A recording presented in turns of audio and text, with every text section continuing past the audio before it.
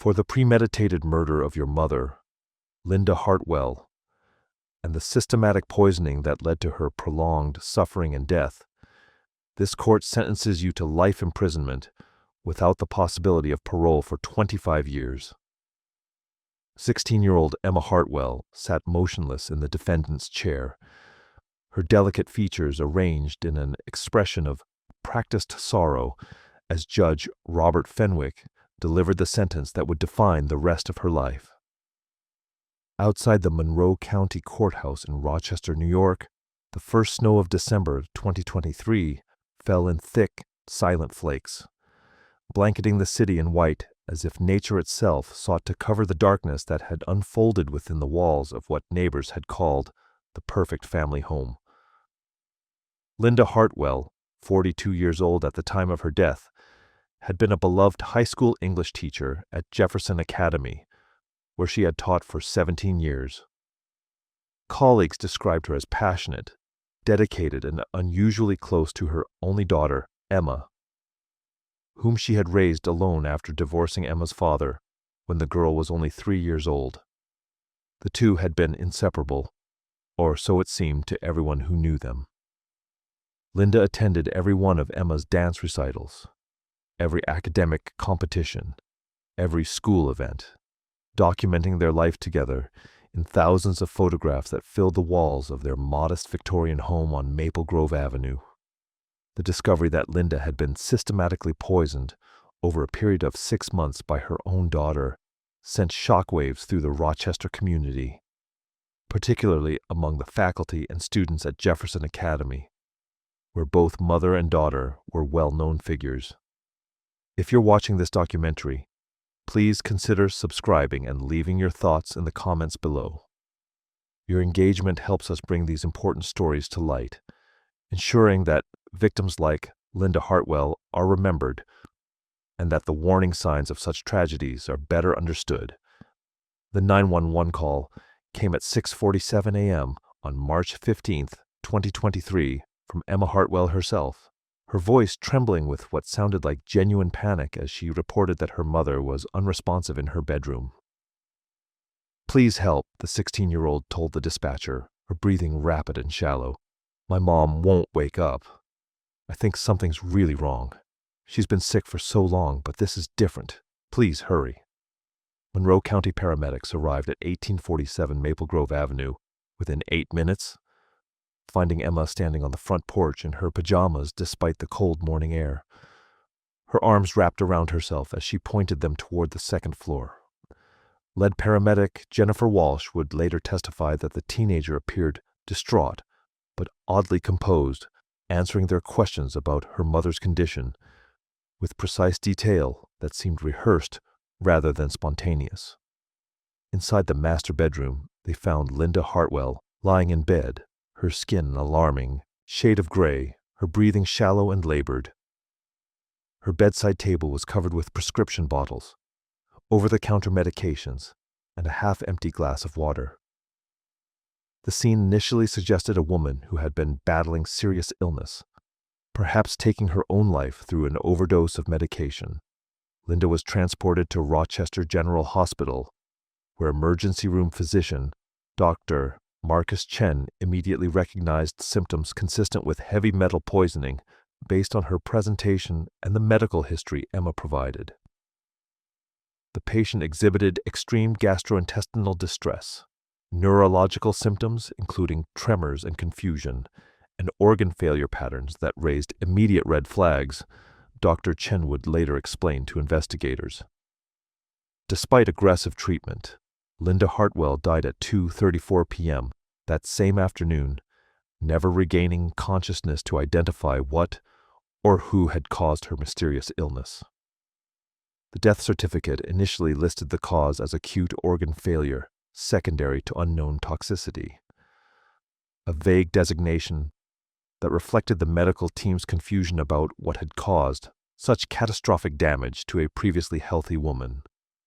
It was the hospital's mandatory reporting protocol for unexplained deaths that brought Detective Sarah Brennan of the Rochester Police Department's Major Crimes Unit to the case, beginning an investigation that would ultimately reveal one of the most calculated matricides in New York State history. Linda Marie Hartwell was more than just a statistic in a criminal case. Born on July 22, 1981, in Buffalo, New York, she had grown up as the middle child in a working-class family, distinguishing herself through academic achievement and a love of literature that would shape her professional life. Friends from her college years at SUNY Geneseo remembered her as intellectually curious, deeply empathetic, and possessing an infectious enthusiasm for teaching that made her a natural mentor to younger students. After graduating summa cum laude with a degree in English literature, Linda accepted a position at Jefferson Academy in Rochester, quickly becoming one of the school's most respected teachers. Her classroom was known as a sanctuary for students struggling with personal issues, a place where literature became a lens through which to understand human nature and one's own challenges. Former students who had graduated years before Linda's death shared tearful remembrances of how she had changed their lives, helping them through difficult periods with her wisdom, patience, and genuine care. Linda's marriage to David Hartwell had been brief and tumultuous, ending in divorce when Emma was a toddler.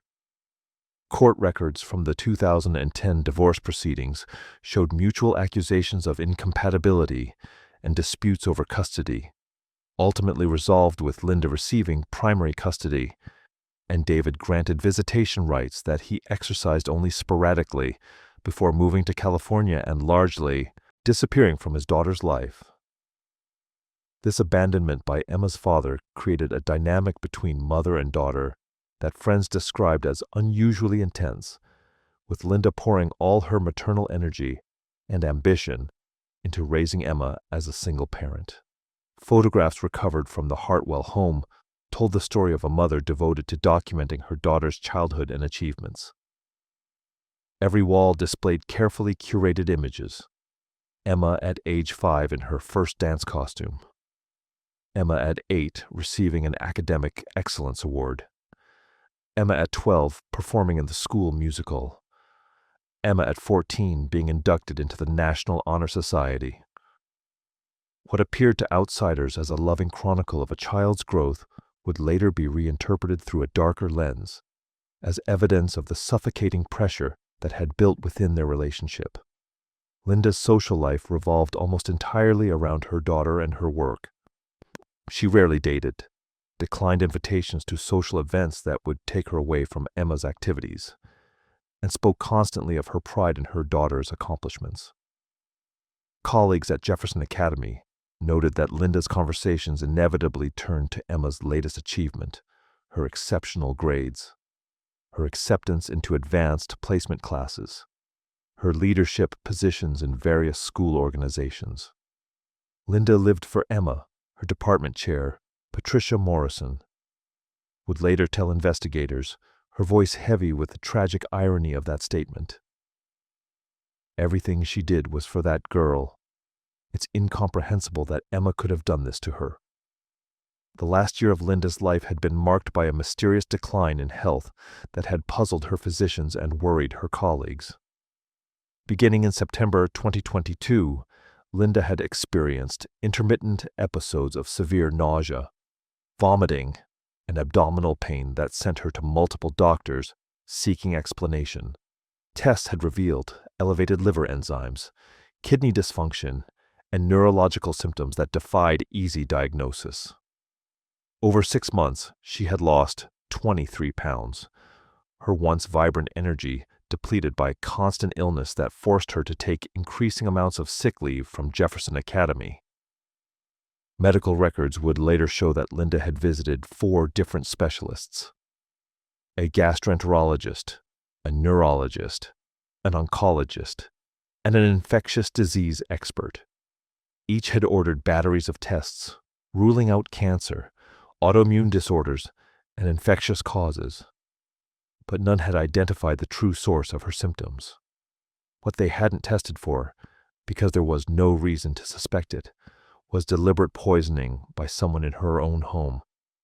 Emma had accompanied her mother to many of these appointments, playing the role of concerned daughter, taking notes on doctor's instructions, helping Linda remember to take her prescribed medications.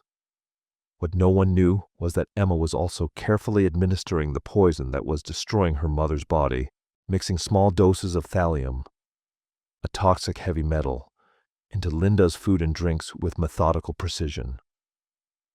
The teenager had researched the substance extensively, learning that its symptoms mimicked other conditions, that it was difficult to detect without specific testing, and that administered in small doses over time, it would cause a slow, agonizing deterioration that would appear to be natural illness. Linda's final entry in her personal journal, dated March 14, 2023, just one day before her death, revealed her state of mind during those last difficult months. "I don't understand what's happening to my body. The doctors can't find anything wrong, but I'm getting weaker every day. Emma has been so wonderful through all of this, taking care of me, making sure I eat and take my medications. I don't know what I would do without her. She's my whole world, my perfect daughter. I just wish I could get better so I can see her graduate and go to college. That's all I want, just to be there for her future." The tragic irony of those words, discovered by investigators weeks later, would haunt everyone who read them. Linda had died believing her daughter was her caretaker, never suspecting that Emma was actually her killer, slowly poisoning her while performing the role of devoted child. The investigation begins. Detective Sarah Brennan had been with the Rochester Police Department for 14 years, the last 6 spent in the Major Crimes Unit, investigating homicides, suspicious deaths, and complex criminal cases. Her reputation for thoroughness and intuition had earned her respect among colleagues and prosecutors alike. When she received the notification about Linda Hartwell's unexplained death, Brennan's instincts told her that something about the case warranted deeper investigation. The detective arrived at Rochester General Hospital on the evening of March 15th, reviewing Linda's medical charts and speaking with the emergency room staff who had treated her in those final hours. Dr. Chen's observations about the pattern of organ failure and the possibility of toxic exposure particularly interested Brennan. The progression of symptoms over 6 months, followed by this acute crisis, suggested something environmental or deliberate rather than natural disease, Chen explained to the detective. "I've requested a comprehensive toxicology screen, but those results will take several weeks to process." Brennan's next stop was the Hartwell home on Maple Grove Avenue, where Emma had been staying with a family friend, Patricia Morrison, since her mother's death. The 3-story Victorian house sat on a quiet, tree-lined street in one of Rochester's more established neighborhoods, its exterior well-maintained and welcoming. Inside, however, the home told a different story. Every surface was covered with photographs, awards, certificates, and mementos of Emma's life and achievements. The walls of the living room displayed a timeline of Emma's development from infancy through high school, each phase documented with professional and candid photographs. Linda's bedroom, where she had spent increasing amounts of time during her illness, showed signs of a woman struggling with serious health issues. Multiple prescription bottles lined the nightstand, a heating pad lay on the bed, and medical appointment cards were pinned to a bulletin board. Brennan carefully photographed and documented everything, noting particularly the various medications and supplements present. What struck her as unusual was the meticulously organized nature of the medication schedule taped to Linda's mirror, listing exact times and dosages in handwriting that didn't match Linda's penmanship in notes found elsewhere in the room. Emma's bedroom, in contrast, was immaculate and impersonal, more like a hotel room than a teenager's personal space. Her desk was organized with military precision, her bookshelf arranged by subject and author, her closet color coordinated and neat. A laptop computer sat closed on the desk, and Brennan made a note to obtain a warrant for its examination. The detective had learned over years of investigation that teenage digital devices often held crucial evidence of their owners' thoughts, plans, and activities. The first formal interview with Emma Hartwell took place 2 days after Linda's death, on March the 17th, at the Rochester Police Department. Emma arrived with Patricia Morrison, who had agreed to serve as an appropriate adult during questioning since Emma was a minor. The teenager wore dark clothing appropriate for mourning, her long brown hair pulled back in a simple ponytail, her face pale and drawn. She answered Detective Brennan's initial questions about the morning of her mother's death with composure, providing a detailed timeline of events that seemed almost too precise for someone experiencing the trauma of finding a parent unresponsive. "I woke up around 6:15, Emma recounted, her voice soft but steady. "I always wake up early to make sure Mom has breakfast before I leave for school. I went to her room to check on her, and she looked wrong. Her breathing was so shallow, and she wouldn't respond when I called her name or shook her shoulder. That's when I called 911. When Brennan asked about Linda's illness over the previous months. Emma painted a picture of devoted daughterly care. She was so sick, and the doctors couldn't figure out why. I did everything I could to help her. I made her meals, made sure she took all her medications on schedule, stayed home to take care of her when she was too weak to get out of bed." The detective noted something unsettling in Emma's responses, a quality she would later describe in her report as emotional distance despite appropriate verbal content. Emma spoke about her mother's suffering and death with words that conveyed sadness, but her facial expressions and body language lacked the spontaneous emotional reactions Brennan had come to expect from genuinely grieving family members. There were no tears, no moments of breaking down, no difficulty continuing the interview due to emotional overwhelm. Instead, Emma maintained steady eye contact, answered questions without hesitation, and seemed more concerned with providing the correct information than processing her grief. When asked about her relationship with her mother, Emma offered responses that sounded rehearsed. "We were very close. She was my best friend. She always supported me in everything I did." But when Brennan probed deeper, asking about conflicts or disagreements, Emma's mask slipped slightly. "We didn't really have conflicts," she said, her tone cooling perceptibly. "Mom knew what was best for me, and I tried to make her proud." The way she emphasized the word "tried" caught Brennan's attention, suggesting layers of meaning beneath the surface statement. The interview concluded after 90 minutes, with Brennan thanking Emma for her cooperation and promising to stay in touch as the investigation continued. As the teenager left with Morrison, the detective reviewed her notes, circling several observations that troubled her. Emma's lack of genuine emotional response, her overly detailed recollections, and that subtle edge of resentment when discussing trying to make her mother proud. These impressions, combined with the medical mystery of Linda's death, convinced Brennan that this case required thorough investigation, rather than simple acceptance of the apparent narrative. Digital breadcrumbs, the toxicology results that arrived 4 weeks after Linda Hartwell's death, transformed the investigation from suspicious to definitely criminal. The comprehensive screening ordered by Dr. Chen revealed lethal levels of thallium in Linda's system, far beyond what could be explained by accidental exposure. Thallium, once commonly used in rat poison, but now heavily regulated due to its extreme toxicity to humans, causes symptoms that had matched Linda's presentation perfectly. Gastrointestinal distress, neurological damage, hair loss, and ultimately organ failure. Dr. Patricia Wong, the forensic toxicologist who analyzed Linda's samples, explained in her report the levels detected indicate prolonged exposure to thallium over an extended period, consistent with deliberate administration rather than accidental poisoning. The pattern suggests systematic dosing designed to cause gradual deterioration while mimicking natural illness. This is not an accidental exposure. This is homicide by poisoning.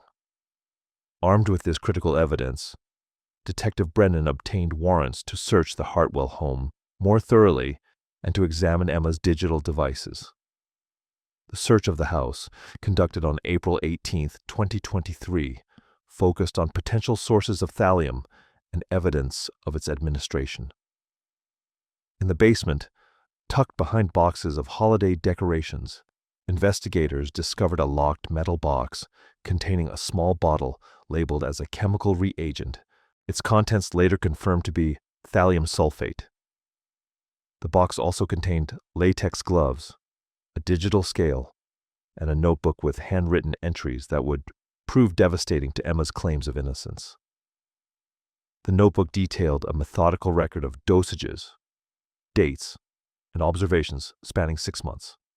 Entries included September 12th, 15 milliliters in the morning coffee, no visible reaction. October 3rd, 20 milliliters in evening tea, severe nausea overnight. November 20th, 25 milliliters in smoothie, vomiting and confusion. The clinical nature of these entries, the careful tracking of her mother's deterioration, painted a picture of calculated cruelty that shocked even experienced investigators. The final entry, dated March 14th, read, "Final dose 50 milliliters. Time to end this." The forensic examination of Emma's laptop and smartphone, conducted by the Rochester Police Department's Digital Forensics Unit under the direction of Specialist Robert Martinez, revealed an even more disturbing narrative of premeditation and motive.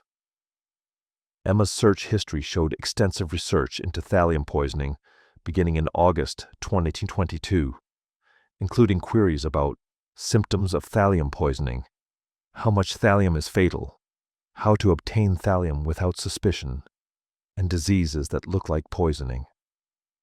More chilling were the private journal entries Emma had kept in an encrypted folder on her laptop, entries that provided a window into her psychological state and motivation.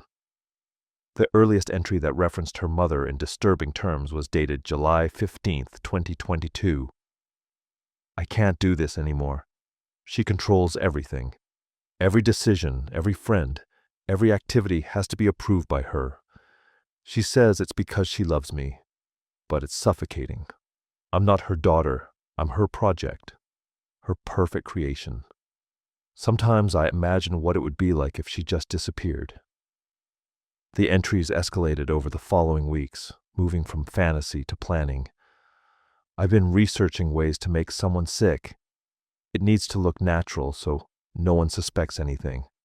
Thallium keeps coming up in my searches. It's perfect.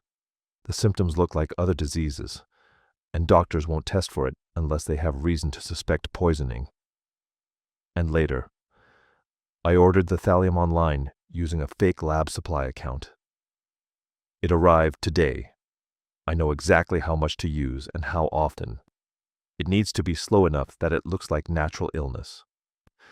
I can play the devoted daughter while I watch her slowly fade away." Perhaps most revealing was an entry from January 2023, midway through Linda's poisoning. "She's so weak now, barely able to get out of bed. Everyone tells me what a wonderful daughter I am, taking care of her like this. They have no idea. I'm finally in control. She can't dictate my life anymore. For the first time, I'm the one with power. It's intoxicating." These discoveries prompted Detective Brennan to conduct a more thorough investigation into Emma's background and relationships, looking for warning, signs that might have been missed. Interviews with Emma's classmates at Jefferson Academy revealed a complex portrait of a girl who presented a carefully curated image of perfection while harboring deep resentments about her life.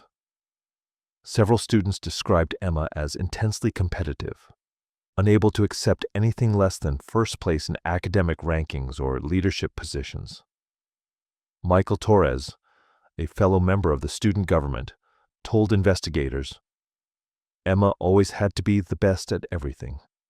If someone else got a higher grade or won an award she wanted, she would become obsessed with proving she was better. But she never showed it publicly. In front of adults, She was this perfect, polite, high-achieving student. It was only with us that you could see how angry she was underneath. Jessica Chen, who had been Emma's lab partner in AP chemistry, shared an unsettling observation. We were studying poisons for a project on toxicology, and Emma became really fixated on thallium. She asked so many questions about how it works, how long it takes to kill someone, whether it can be detected. I thought she was just really interested in the science, but now it's terrifying to think about. The most damning testimony came from Emma's former best friend, Rachel Morrison, daughter of Patricia Morrison, who had distanced herself from Emma in the months before Linda's death. Emma told me once that she felt like her mom was living through her, Rachel explained, her voice barely above a whisper. She said her mom only loved her achievements, not her as a person. That everything she did was really for her mom's benefit, to make her mom look good as a parent. Emma said sometimes she wished her mom would just die so she could finally be free to live her own life. I thought she was just venting, being dramatic. I never thought she actually meant it. The psychological profile. As the evidence against Emma Hartwell mounted, Detective Brennan requested that forensic psychologist Dr. Eleanor Michaels conduct a comprehensive evaluation of the teenager to understand the psychological factors that might have contributed to such an extreme act of matricide. Dr. Michaels, with 30 years of experience evaluating young offenders, spent 15 hours interviewing Emma over multiple sessions, also reviewing her school records, medical history, and the evidence collected during the investigation. Dr. Michaels' preliminary assessment, submitted to the court in May 2023, identified several concerning psychological patterns in Emma's development. The subject presents with characteristics consistent with narcissistic personality disorder, including grandiosity, lack of empathy, exploitation of others, and excessive need for admiration, the psychologist wrote. However, what makes this case particularly complex is the intersection of these traits with what appears to be genuine psychological trauma resulting from an enmeshed parent-child relationship characterized by conditional love and achievement-based validation. The psychologist explained that Linda's intense focus on Emma's achievements, while well-intentioned, had created a family dynamic where Emma felt valued only for her accomplishments rather than for herself as an individual. Every photograph on those walls, every certificate displayed, communicated to Emma that her worth was measured by external achievements rather than intrinsic value, Dr. Michaels noted. This created a psychological pressure cooker where Emma felt simultaneously suffocated by her mother's expectations and desperate for authentic recognition of her separate identity. Dr. Michaels identified what she termed achievement-based conditional love syndrome, where a child develops a distorted sense of self-worth entirely dependent on meeting parental expectations.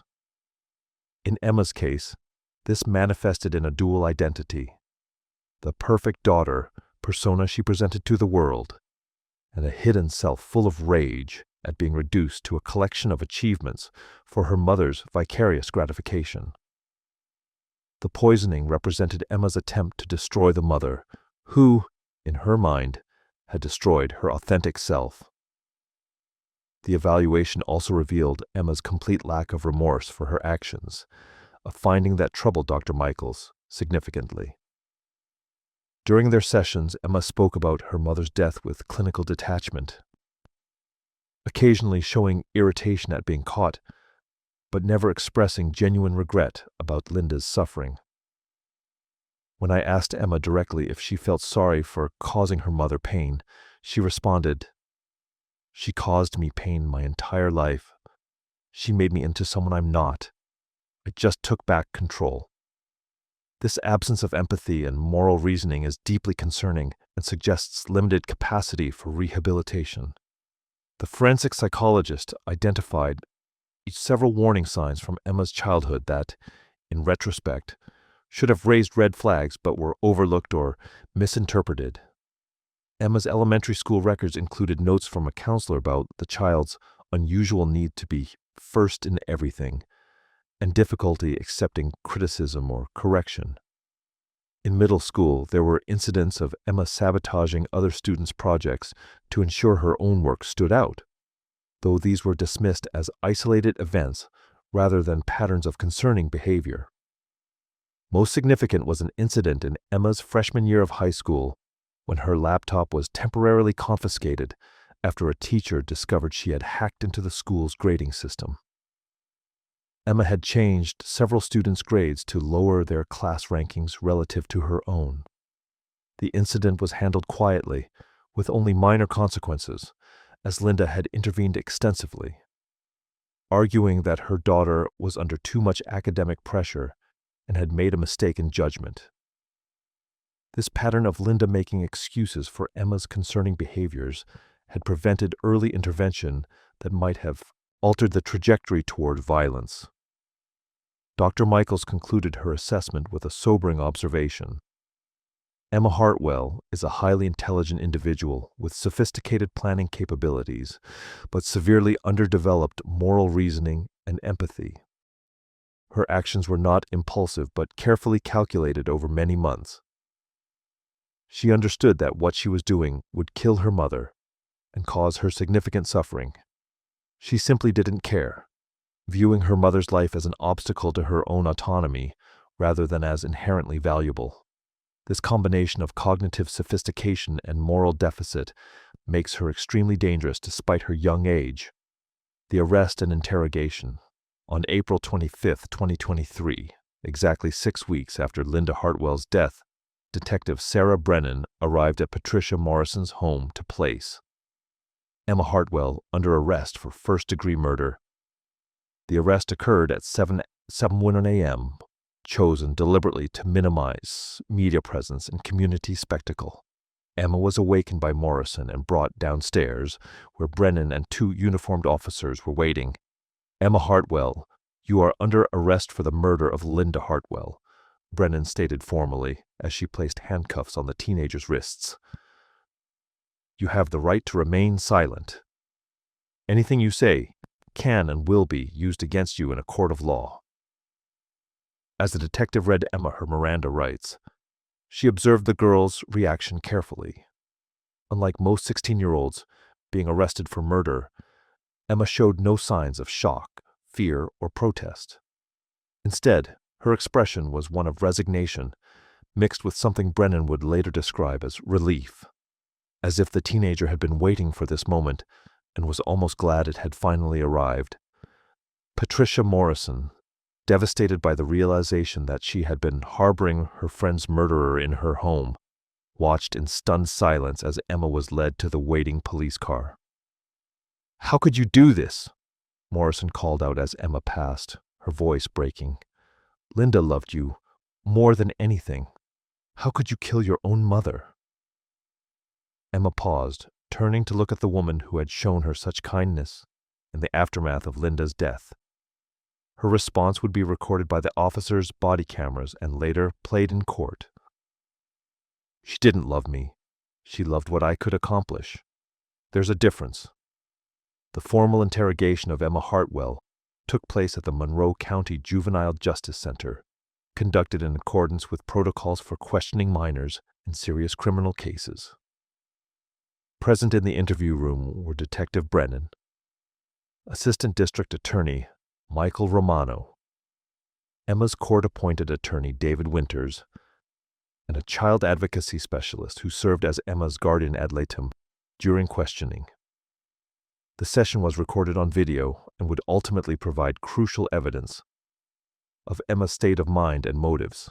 For the first 2 hours of questioning, Emma maintained a facade of innocence, insisting that she had no knowledge of how her mother had been poisoned.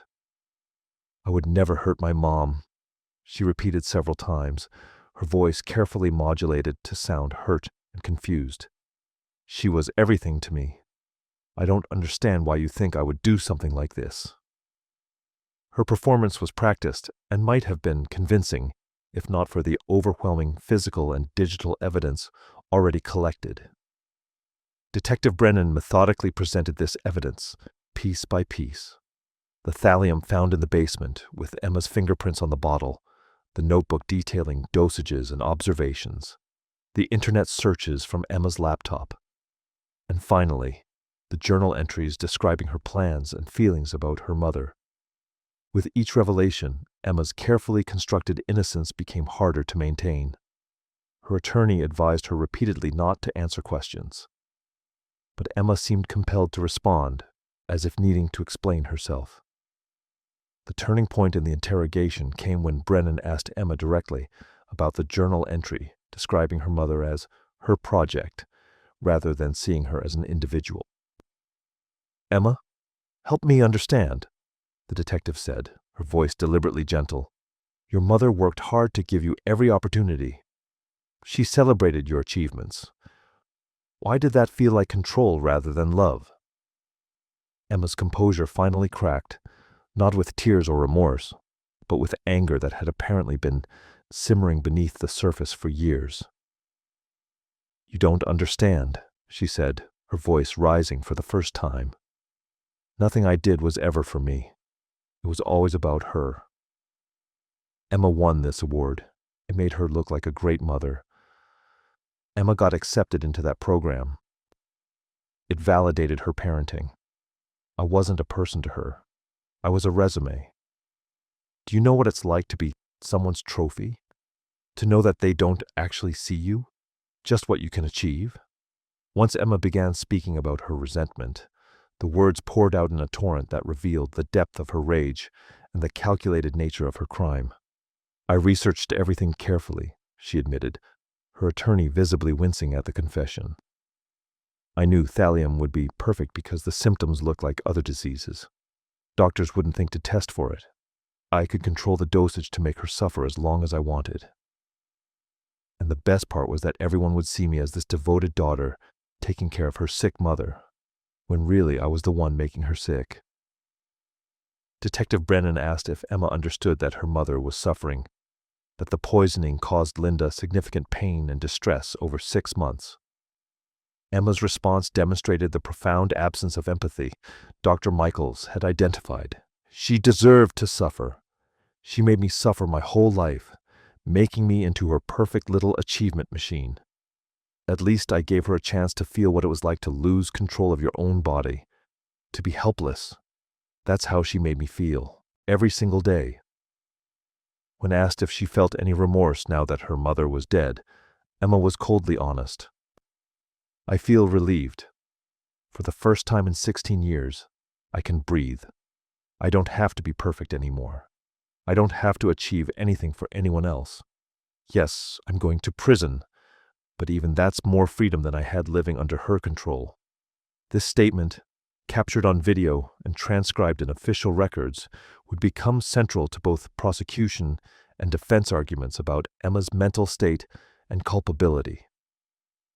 The interrogation concluded after 5 hours, during which Emma had provided a full confession to planning and executing her mother's murder through systematic poisoning.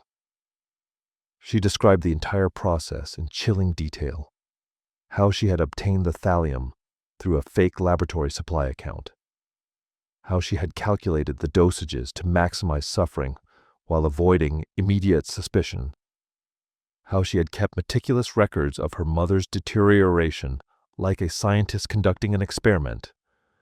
Most disturbingly, she explained that she had considered killing her mother more quickly, but decided that a slower death would be more satisfying, as it would give her time to enjoy her mother's decline while being praised for her devoted care.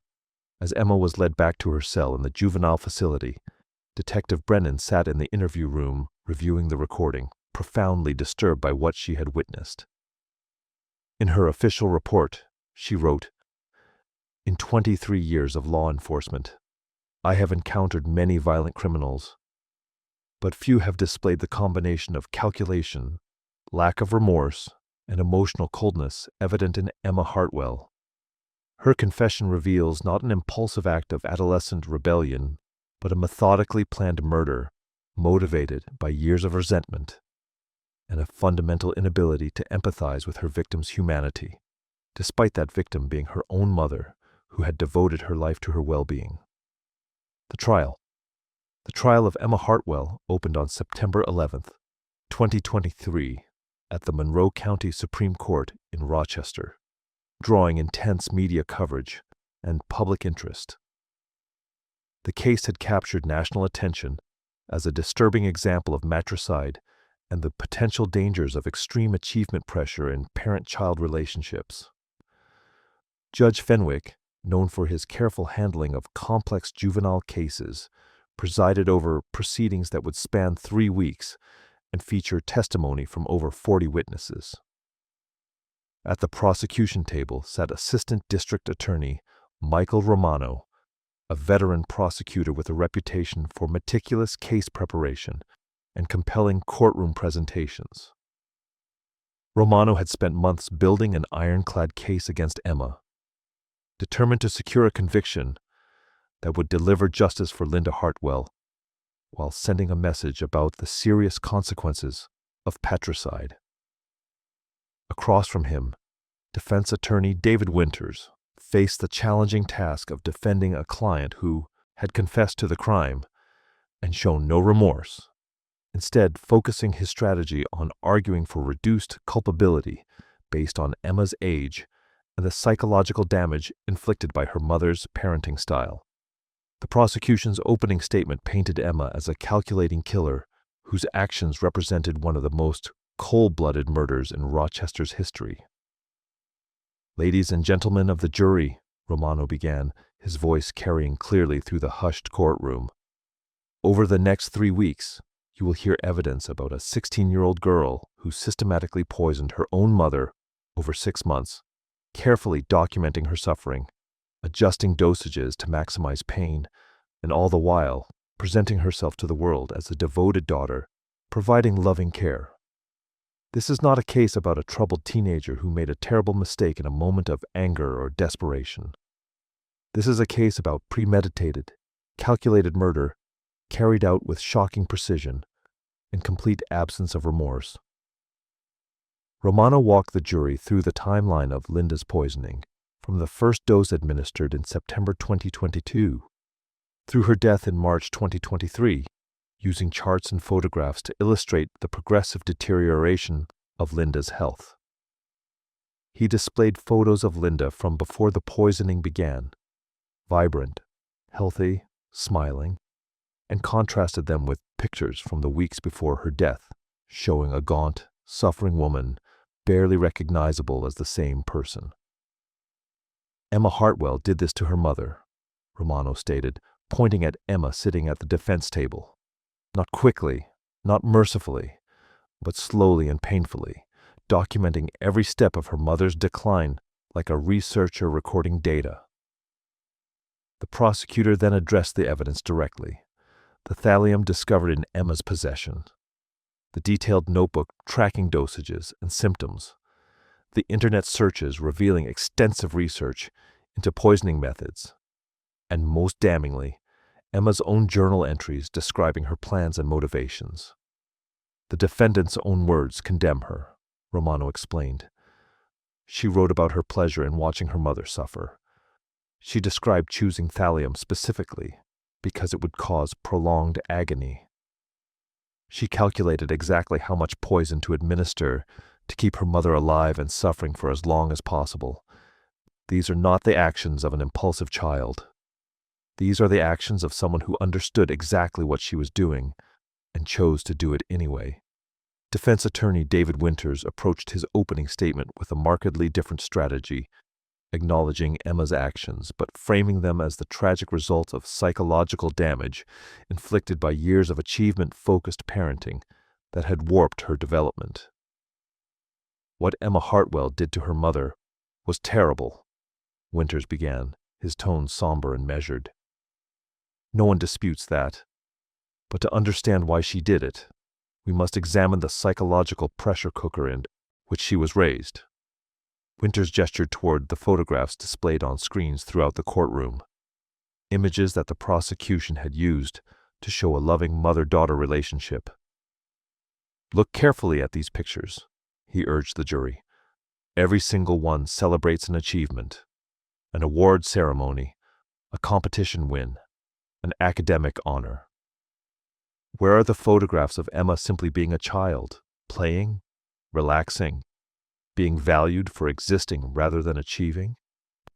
He paused, allowing the observation to sink in.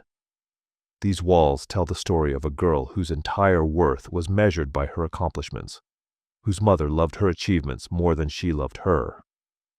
The defense attorney outlined the testimony the jury would hear from psychological experts about the damaging effects of conditional love and achievement-based validation on developing minds. You will learn from Dr. Eleanor Michaels that Emma grew up in an environment where love was transactional, perform well, receive affection, fail to meet expectations, experience disappointment and withdrawal. This created severe psychological distortion in Emma's development, including her inability to form healthy emotional attachments and her fundamental confusion about her own identity separate from her achievements. Winters acknowledged the prosecution's evidence, but asked the jury to view it through the lens of a psychologically damaged teenager rather than a cold-blooded killer. Yes, Emma researched poisoning methods. Yes, she administered thallium to her mother over 6 months. Yes, she kept records of what she was doing. But these actions, horrific as they are, represent the desperate response of a profoundly damaged young person who saw no other escape from a situation she experienced as psychologically annihilating. She is not an evil mastermind. She is a broken child who committed an unthinkable act because her psychological development was so severely warped that she could not conceive of healthier solutions. The prosecution called its first witness, on the second day of trial, Detective Sarah Brennan, whose testimony would establish the investigative timeline and the discovery of evidence against Emma.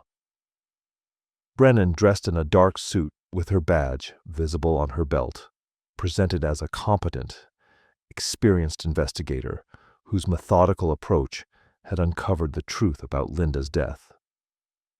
Under Romano's questioning, she walked the jury through her initial response to the case, her growing suspicions about Emma's role, and the evidence that had transformed those suspicions into certainty. What specifically made you suspect Emma rather than accepting her mother's death as resulting from natural illness? Romano asked. Brennan's response was detailed and specific. Several factors raised red flags.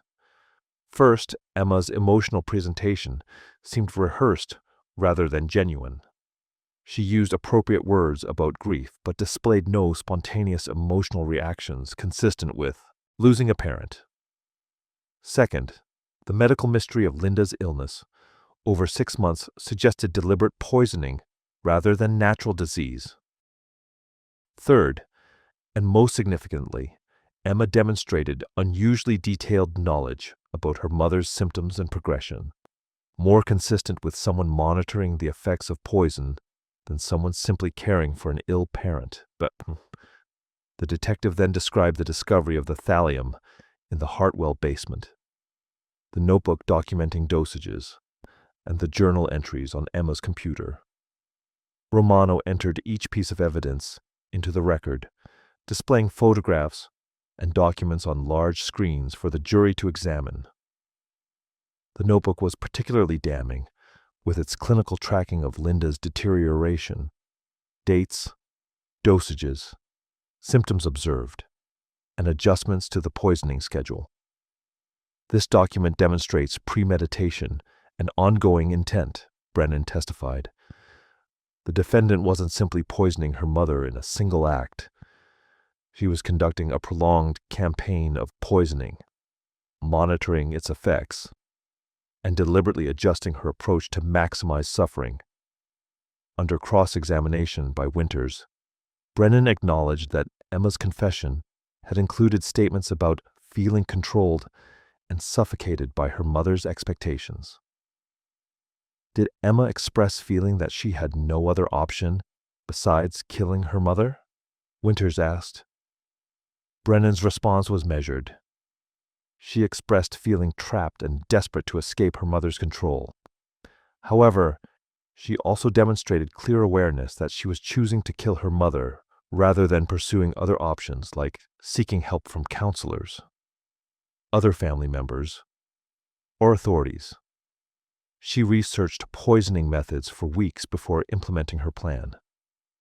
That level of premeditation suggests she considered her options and chose murder. The prosecution's case continued with testimony from Dr. Patricia Wong, the forensic toxicologist who had analyzed Linda's remains and identified the thallium poisoning. Dr. Wong explained to the jury how thallium works in the body, why it's particularly dangerous, and how the levels found in Linda's system could only have resulted from deliberate administration over an extended period. The concentration and distribution of thallium in the victim's tissues tells a clear story, Dr. Wong testified. This was not accidental exposure. This was systematic poisoning carried out with knowledge of the substance's effects. Using medical terminology made accessible for lay jurors, Dr. Wong described the suffering Linda would have experienced as the thallium accumulated in her system. Severe gastrointestinal pain, neurological damage causing tremors and confusion, hair loss, organ failure, and ultimately death.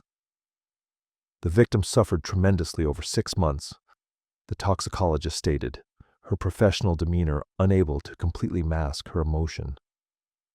Thallium poisoning is particularly cruel because it attacks multiple body systems simultaneously, and there is no immediately obvious cause for the symptoms, leading to prolonged suffering while medical professionals search for answers. Romano asked Dr. Wong to estimate how much planning and knowledge would be required to carry out such poisoning. Her answer was unequivocal. Someone administering thallium in this manner would need to understand dosage calculations, symptom progression, detection risks, and medical diagnostic processes. The pattern evident in this case suggests the perpetrator had researched extensively and was monitoring effects carefully to maintain a sublethal dosage that would cause maximum suffering without immediately killing the victim. This requires sophisticated planning and ongoing calculation.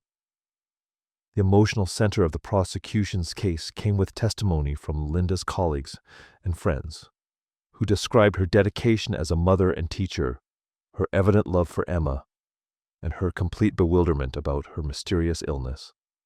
Patricia Morrison, taking the stand with visible difficulty, fought tears as she described her friendship with Linda and her shock at discovering Emma's role in her death. Linda talked about Emma constantly, Morrison testified. Every conversation included something about Emma's latest achievement, how proud she was, how lucky she felt to have such an exceptional daughter. When Linda got sick, she was terrified that she wouldn't be able to see Emma graduate, go to college, succeed in life. Her dying thoughts were of her daughter's future. Morrison's testimony then turned to her observations of Emma during the period after Linda's death, when Emma had stayed in her home. I thought she was in shock, processing her grief privately, Morrison explained, her voice hardening. Now I realize she felt no grief at all. She was just waiting to see if she would get away with murder. She sat at my dinner table, accepted my comfort, let me believe she was a bereaved child, all while knowing she had systematically killed her own mother. I will never forgive myself for not seeing the truth. The prosecution called students and teachers from Jefferson Academy who testified about Linda's reputation as a beloved educator and Emma's carefully curated image as the perfect student and daughter. Several witnesses noted that they had never seen conflict between Linda and Emma publicly, which Romano used to emphasize the hidden nature of Emma's resentment and the premeditated quality of her eventual violence. The defendant maintained a complete facade, Romano argued during his examination of these witnesses. No one suspected anything was wrong because Emma had become expert at hiding her true feelings behind a mask of perfection. Most impactful was testimony from Rachel Morrison, Emma's former best friend, who described conversations in which Emma had expressed resentment about her mother's focus on achievements. Emma told me once that she felt like a trained seal, performing tricks for her mom's approval, Rachel testified, her discomfort evident at having to speak against her former friend. She said her mom didn't love her, just loved what she could accomplish. I tried to tell her that wasn't true, that her mom obviously cared about her, but Emma wouldn't hear it. She was convinced that she was just a trophy for her mom to show off. Under Romano's questioning, Rachel described a specific incident from the previous summer that had apparently been a turning point for Emma.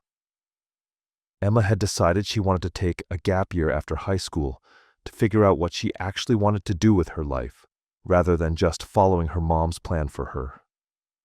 When she told her mom, there was a huge fight. Emma told me her mom said that taking a gap year would be throwing away everything we've worked for.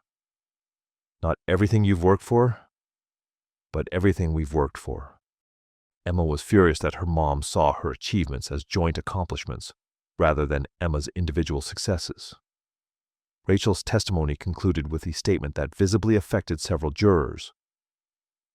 The last time I talked to Emma before her mom died, she said something that scared me. She said, "Sometimes I think the only way I'll ever be free is if my mom just disappeared." I told her she was being dramatic, that she could move out after graduation and have independence then. She just looked at me and said, "That's too long to wait. I can't do 2 more years of this." I wish I had told someone what she said. Maybe Mrs. Hartwell would still be alive. The defense began its case by calling Dr. Eleanor Michaels, the forensic psychologist who had evaluated Emma extensively. Dr. Michaels testified about her findings regarding Emma's psychological development and the impact of achievement-based conditional love on her emotional functioning. Emma Hartwell presents with severe psychological damage, consistent with growing up in an environment where her value as a human being was conditional on her performance and achievements, Dr. Michaels explained to the jury. This created what we call an achievement-based identity disorder, where the individual has no sense of self independent from external validation. The psychologist described how this dynamic had warped Emma's emotional development, preventing her from forming healthy attachments or developing normal empathy. When love is conditional on achievement, children learn that people are valuable only for what they can provide rather than for their intrinsic humanity, Dr. Michaels testified. Emma internalized this lesson and applied it to her mother. If her mother's love for her was based on achievements rather than inherent worth, then her mother's own worth was also conditional. When Emma came to see her mother as an obstacle to her psychological survival, she felt justified in eliminating that obstacle because she had never learned to value human life for its own sake. Under Winter's questioning, Dr. Michaels addressed Emma's lack of remorse, explaining it as a symptom of her psychological damage rather than evidence of inherent evil. Emma's inability to feel appropriate guilt or empathy for her mother's suffering is a direct result of the emotional neglect she experienced growing up, the psychologist testified. She was taught implicitly that her own feelings and needs were less important than her achievements. This created a fundamental deficit in her capacity for emotional connection and moral reasoning. Romano's cross-examination of Dr. Michaels was aggressive, challenging her characterization of Emma as a victim of her upbringing rather than a calculating killer. "Doctor, isn't it true that millions of children grow up with achievement-focused parents without murdering them?" Romano asked. Dr. Michaels conceded the point, but emphasized that Emma represented an extreme case where multiple risk factors had converged. An only child raised by a single mother, an unusually intense focus on achievement, complete absence of the father, and Emma's own psychological vulnerabilities. The prosecutor pressed further. Did Emma know that poisoning her mother would kill her? Dr. Michaels had to acknowledge that yes, Emma had understood the likely outcome of her actions. Did she understand that her mother would suffer? Again, yes. Did she have the cognitive capacity to choose a different course of action? Dr. Michaels hesitated before answering. Cognitively, yes. Emotionally and psychologically, her capacity for choice was significantly impaired by her developmental trauma. Romano pounced on this distinction. So she could have chosen differently, but she didn't want to? That's not impaired capacity. That's conscious choice, isn't it? The exchange highlighted the central tension in the case, whether Emma's psychological damage excused or merely explained her actions, whether understanding her motives reduced her culpability or simply provided context for condemning her choices. The defense called several character witnesses who testified about the pressure Emma had been under and the warning signs that had been missed or dismissed. Her guidance counselor from Jefferson Academy acknowledged that Emma had come to her office twice expressing feeling overwhelmed by expectations, but that the counselor had interpreted this as normal academic stress rather than something more serious. I told her it was natural to feel pressure, that she was doing wonderfully, and that she should be proud of her accomplishments. The counselor testified, visibly distressed. I didn't recognize that the accomplishments themselves were part of the problem, that she needed permission to be less than perfect, not reassurance that she was meeting expectations. A former dance instructor testified about an incident when Emma was 14, in which she had injured herself during practice but refused to stop dancing because my mom is watching and I have to be perfect. The instructor had been impressed by Emma's dedication at the time, but now recognized it as evidence of unhealthy pressure.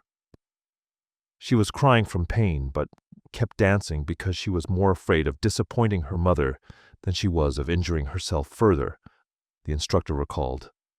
That's not normal teenage dedication. That's pathological fear of failing to meet expectations. Perhaps the most powerful defense witness was Emma's father, David Hartwell, who had flown from California to testify despite having been largely absent from his daughter's life for over a decade.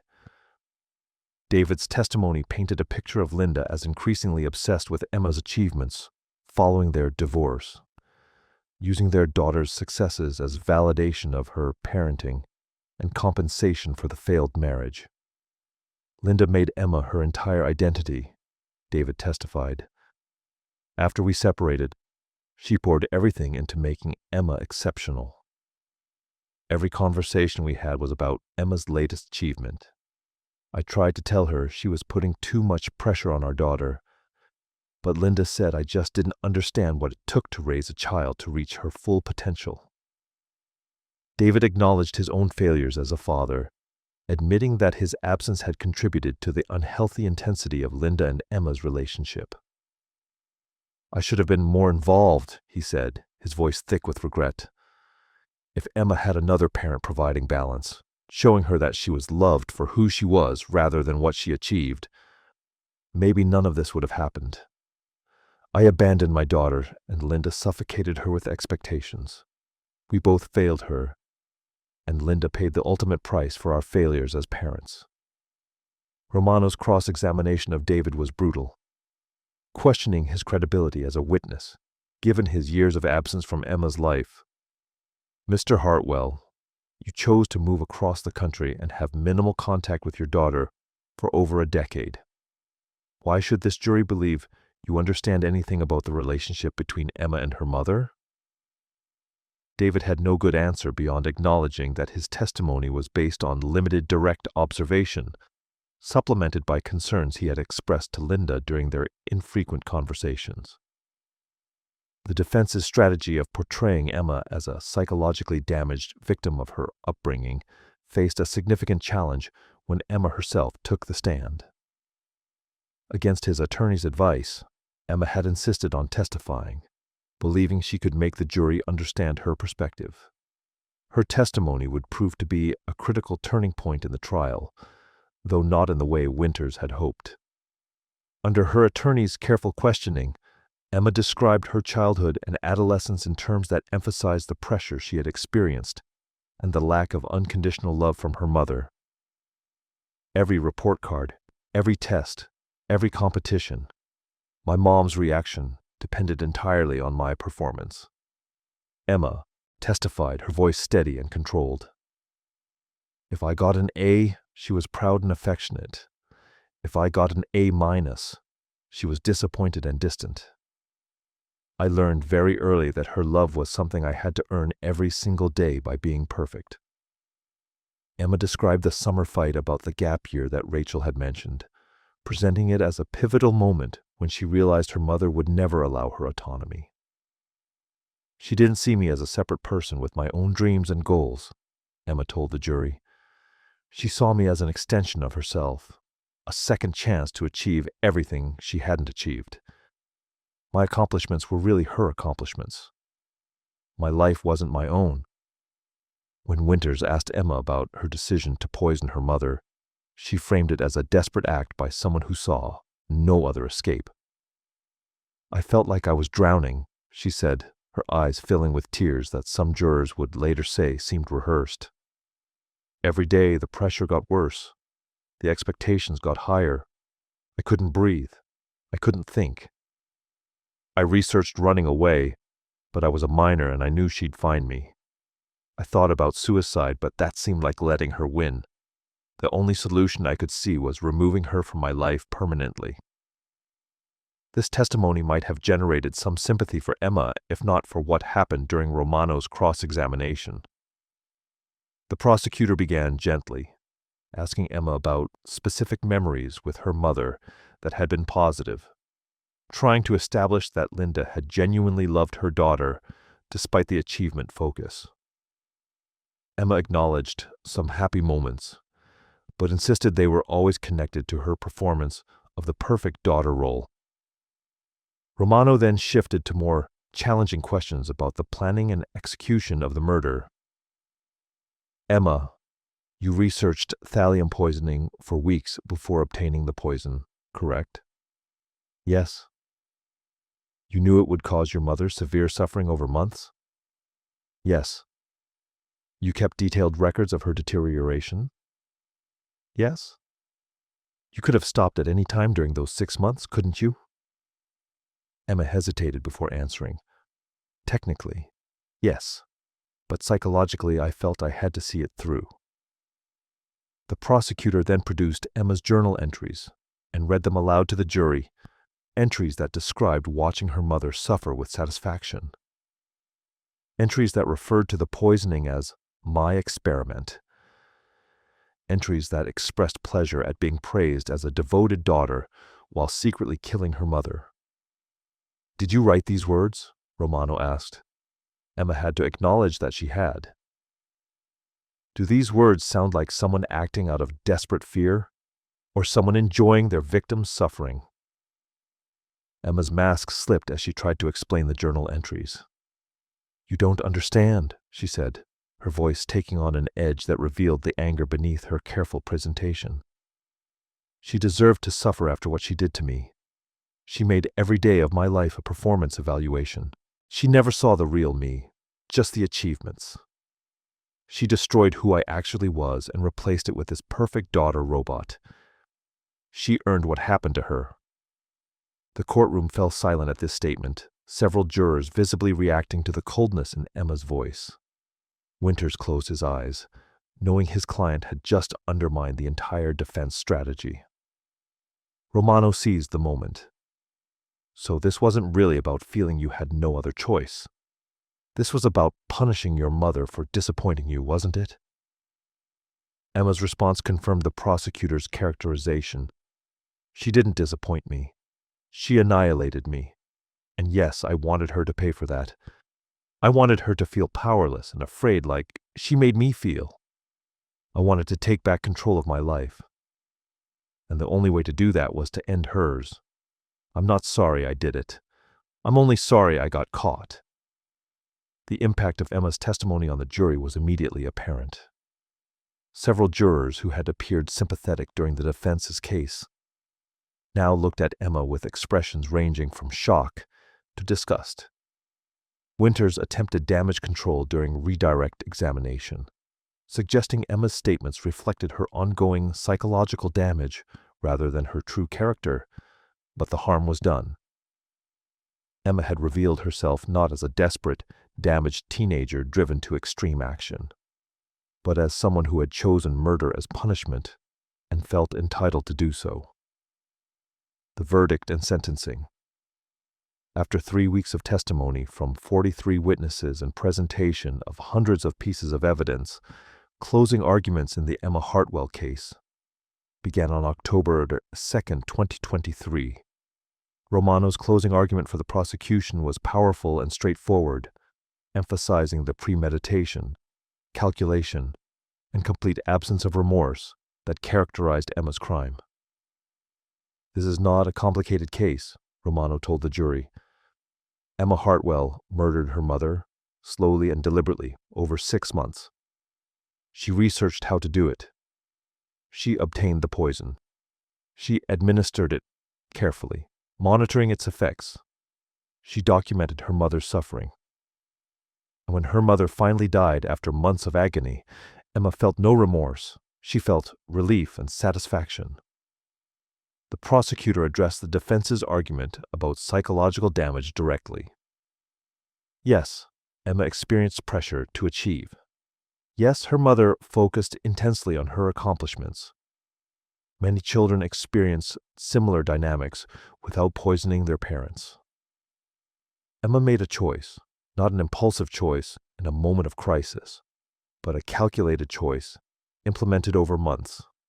She had countless opportunities to seek help, to talk to counselors, to reach out to her father or other family members. Instead, she chose murder.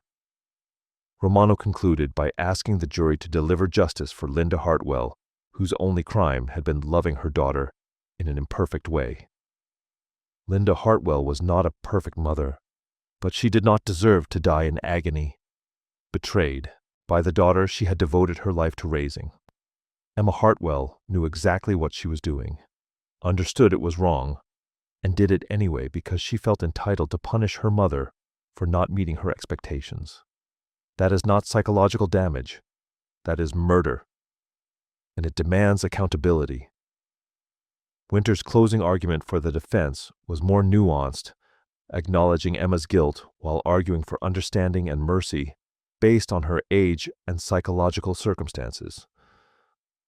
Emma Hartwell did kill her mother, Winters conceded, but the question before you is not simply what she did, but why she did it and what level of culpability she bears given her psychological state and developmental limitations.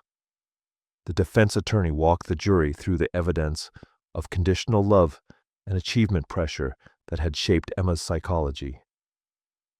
Imagine growing up knowing that your mother's love depended entirely on your performance.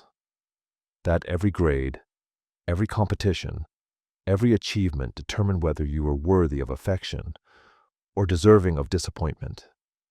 Imagine having your entire identity defined by external accomplishments rather than intrinsic value. That is the psychological prison in which Emma was raised, and it created severe distortions in her emotional and moral development. Winters argued that Emma's actions, while terrible, were the predictable result of her psychological damage rather than evidence of inherent evil. A child raised to believe that people's worth is conditional will apply that lesson to everyone, including the parent who taught it. Emma learned from her mother that human value depends on performance. When she came to see her mother as an obstacle to her psychological survival, she applied her mother's own philosophy, that those who fail to meet expectations deserve to be discarded. The defense attorney concluded by appealing to the jury's capacity for understanding complexity. Justice in this case requires us to hold Emma accountable for her actions, while also acknowledging the factors that led to those actions. She is guilty of killing her mother, but she is also a victim of psychological abuse that warped her development. Both things can be true simultaneously. Your verdict should reflect that complexity. The jury deliberated for 11 hours over 2 days before returning a verdict on October 4, 2023. The courtroom was packed with spectators, media representatives, and interested observers as the 12 jurors filed back into their seats, their expressions grave with the weight of their decision. Judge Fenwick asked the foreperson, a retired teacher named Margaret Chen, if the jury had reached a verdict. "We have, Your Honor," Chen responded, her voice steady despite the emotion visible in her face. "On the charge of murder in the first degree, how do you find?" Judge Fenwick asked. Chen paused before responding. "We find the defendant, Emma Hartwell, guilty." A collective murmur swept through the courtroom, though the verdict surprised no one who had followed the trial closely. The evidence against Emma had been overwhelming, and her own testimony had eliminated any lingering doubts about her intent and state of mind. Emma showed little visible reaction to the verdict, maintaining the composed expression she had displayed throughout most of the trial. Her father, seated in the gallery, put his head in his hands and wept.